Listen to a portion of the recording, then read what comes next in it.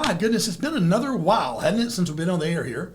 Good to be back. And you might be wondering, John, what have you been doing? Well, look a little closer, and you'll see it. I've been working on my fro. I've had about all I can stand. I hate it when it gets this long and bushy like this. I don't feel as clean and crisp, so I'm going to shave it off tonight and starting over with a new slick head of hair, or slick, not hair yet. But I had a very, very interesting last 2 or 3 weeks, and I want to talk to you about something that is more important than your money, more important than your investment, more important than your house, and something we haven't been taught anything about to speak of. And you might be saying, John, what could that be? Well, let me ask you this. Consider all the education you've ever had. That may be high school, maybe college, maybe postgraduate school. But in all those years, how many courses did you take that taught happiness? You don't have to think long. You didn't get any of them. But stop and think about that just for a moment. I mean, how important is happiness in your life? I mean, for your children, what do you want your children most to have? We want our children to be happy, but we haven't taught that. And unfortunately, most of us don't have a process to find it. John does. Wrote a book about it. Any of my clients or guests, I'll give you a free copy of the book. But I'm going to share this on an ongoing basis because it's something I use every single day. It's helped me every single day. So many of us, if you say, well, John, how was your day today? Oh, it was terrible. What happened? Got in a car wreck. Lost my job. Cut myself shaving. We talk, our day is determined, our life is determined by what happens to us.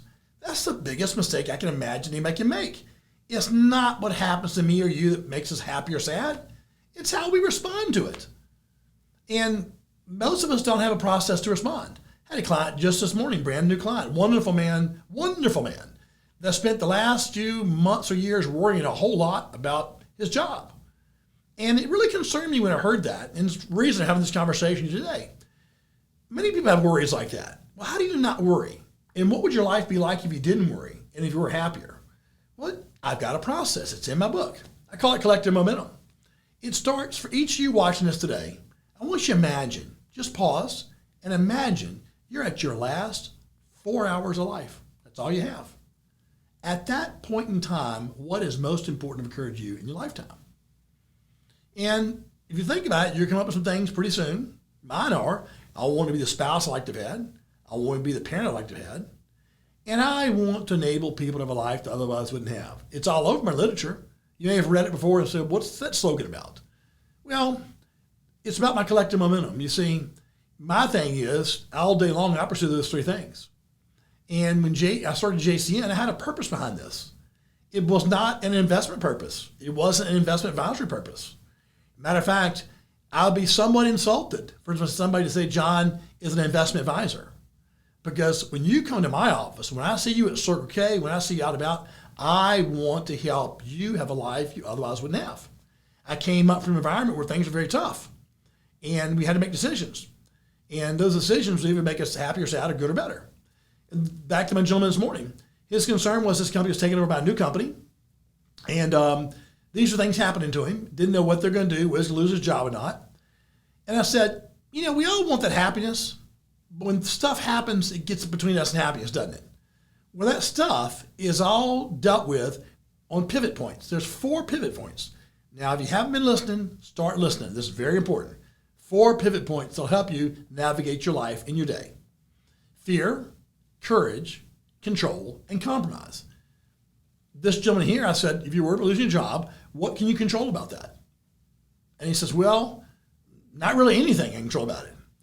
Well, remember this, you're born every day with a limited amount of life or energy. How do you want to invest it? Do you want to waste it on something that's not going to give you a dividend? So if you have a fear right now about losing a job, take that fear and mentally put that in your back pocket because fear won't buy groceries, won't make you better. Borrow some courage. That means fake it. And control what you can control. And don't compromise on your values about yourself and things that matter to you. I'll tell you where this came to John crystal clear. Crystal clear, I got it. I guess you call it baptism by fire. I'm 16 years old, talked to my girlfriend, who's now my wife, on the phone, and my father was thumping my little brother on the head real hard for smacking him while he ate. There was fear throughout the house because we knew what was going to happen.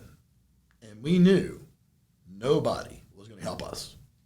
And as this crescendo, we get more and more fearful. I'm talking to my girlfriend, I'm noticing this. And then suddenly, my father jumps up to go beat my little brother up. And now the fear in the whole house is really heightened high, right? And before I could stop myself, a thought raced through my mind. Two thoughts. One thought was, he's 9 years old. There's no way he can defend himself. And then I thought, maybe you should help. And I was scared to death of that thought. Because I'd seen my father beat my family up, my mother up, my brother up, and myself up ferociously. But on that day I made a decision. I said, you know what? I am scared, but I'm going to put that in my back pocket. And I'm going to fake like I'm brave. Because although I may not be able to take my father, I know I can help my little brother. So I ran into the den where they were, put my arm around my father's neck in a headlock, and we're fighting up and down. And suddenly he's hitting me, and I'm thinking, gee, this isn't hurt near as bad as I thought it would. And after a bit of time, my father tired and I let him up. Now, as I just share that story with you, you might conclude from that the subject of the story, or the motive of the story was, that day I saved my little brother. And that would not be a characterization that I would say would fit this at all. Because that day, because I didn't compromise, because I had courage, I controlled what I could control, and I put fear aside. That day, in April of 1979, was the last day my father beat anybody in my family. My little brother Swayze was grabbing Tom, who was crawling through the window by the ankles, and pulling back in and saying, it's okay, John has got this. That changed our life. It changed our life forever, changed my life forever. And I learned that tool and I use it every day in the business world, in my social life, personal life. The gentleman I talked to this morning, I said, you know, if you're worried about your money, it's not going to pay you a dividend to worry about it, but ask yourself reasonably this. Between you and I, sir, who knows more about investments in the market, me or you? He goes, you, John. I said, I know a lot more than you. And I have a lot more to lose than you if things go afoul. I've got 10 employees. I've got property. I've got extended interest. I've got a lifestyle. I could lose all that. And I have not a scintilla of fear because I control what I can control. For me, that is learning all I can learn on a daily basis. Never thinking I've learned it all. That is hiring people that are very competent and very skilled. That is being diligent. That is doing everything I can do to do a great job. And if I do that, I'm good to go. So what I hope you gain from this, and I'll be sharing this with you in our meetings, if you have a challenge in your life that you've not been able to put away, or if you have, maybe it's worry, or maybe it's fear, or just whatever it may be, if you be comfortable sharing it with me, I will show you how I deal with these things and how it's worked for me. And at 50 years old, 58 years old, although I look 50 with this long hair, you know, I may get a perm in it, actually. I think that'd be different, like a blue perm. No, I won't. But in any effect, I live a life every day. I have a very happy day. I have happy employees. And I am not here to simply be your financial advisor. That would not be satisfying to me. I want to help you have the life you've yet to dream. And that yet to dream is a big part of it. I want to teach you a dream. I'll close with this. The gentleman this morning was ready to lose his job, financial hardship, all that. And we got done. I said, sir, if you quit today, you'll have this much money left over the day you die. And I don't want to have this conversation with you at that last day. If they're in your last day of life, and I say, sir, you have $2 million left over. Now, if you could go back to the conversation we had, sir, back in 2022, would you have rather spent some of this $2 million on vacations for your wife, trips for your grandkids, Disney World, et cetera, and have $1 million left over versus $2 million? What would you rather have? Well, John, he didn't have to think long. Well, John, I'd rather do the stuff I have $1 million. It's exactly. Because the day I leave, the money doesn't matter. But you got to do it today. And I will tell you, hear a lot about our anniversary party. Yes, 20-year anniversary, JCN. And gang, you come to this party, and I think I can say to most people, about everybody, you've never been to a party like this. And this party, we're going to have huge balloons everywhere. We're going to have to be dressed in a 1920 style. I've got a band, the Great Gatsby band playing. We have great food, 2 chefs. And part of the purpose in doing it so big for y'all is I want to get you, nudge you to dream a little bigger. Man, we get one life. We get one life.